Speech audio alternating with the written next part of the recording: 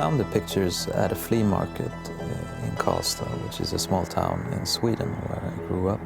I remember being very fascinated by how they looked and what they were portraying.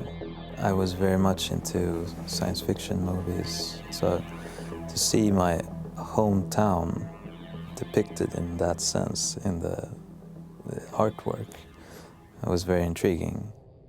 I don't think I thought about very much as being artwork for a movie production at first, but later when I saw the writings on the pictures, I realized that this was probably pre-production material for a movie.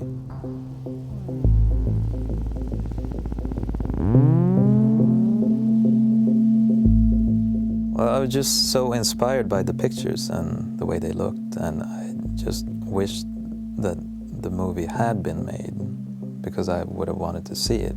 And if I had been a filmmaker, I would have tried to make it myself. But since I'm a musician, I decided that at least I could do the soundtrack.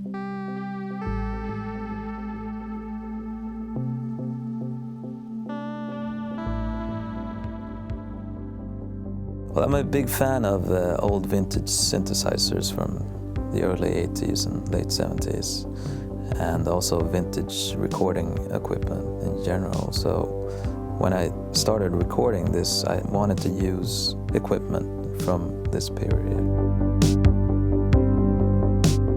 And I'm very inspired by the soundtracks of movies like Escape from New York and Blade Runner, so that's pretty much that type of sound that I was going for.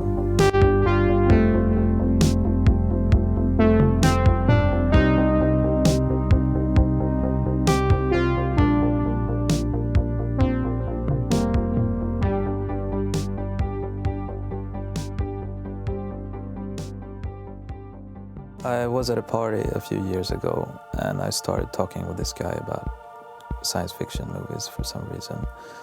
And I told him about the images I had found and that I was working on a sort of musical score for these images. It turned out that he was working at a computer game company and they were working on some sort of post-apocalyptic game, and he was very interested in the story I had told him. So we started collaborating. So now we have both the score that I have written and also a computer game that Fatshark has made from these 30-year-old images.